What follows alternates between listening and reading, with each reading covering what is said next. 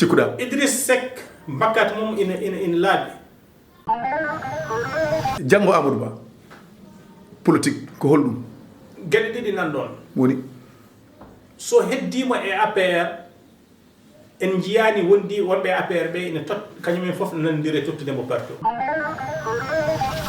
sako noon parti o hannde jogui ɗum ko Macky Sall hayso tawi heeɓi golle goɗɗe ko jahowo en ganda holko fiɓi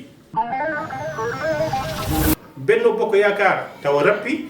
taw hiɗɗi taw hastama te kadi ko laalaɗe goni ɗon gueɗel ɗimmel guel ko APR yuɓɓani APR mo yuɓɓani o kañum e hoore mum kadi rutti fecci e baalaji woni ene jeeya e ɓurɗo yodde e campagne mo waɗi Anta Babacar Ngom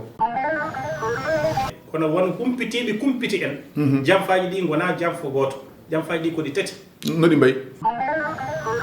so tawi jamfo ala ɗum ɗon jokki eɗen ɗamini ɓeɗo arɓe jappere maɓe gone jappere duuɓi 15 kono kadi ganden nguɗo joomu wona joomugo Amadou Ba liɓa ko joomugo candidat Macky Sall liɓa sa laamirimo jeygue a laamirimo duppude a laamirimo fiide ha ari e jappere ya faam janggo e jaam ittatama ko jeygue ittatama ko seppoji ittatama ko duppude o wawa jettinade e relation international no siforini no guila relation bilatéral hakkude leydi e leydi ha e relation multilatéral hakkude leydi e leyɗele aduniyankoji dentuɗe won pelle kono o rontani parti socialiste so Allah wi ko yimɓe jaɓat ko o te kadi Allah fondata lamɗo koye dow laamaɓe no cifori beele Amadou Ba noon ma jogo cuusal par ce que mo jogui yimɓe mo jogui yiɗɓe kono noon politique namdi ko cuusal darade waɗa rupture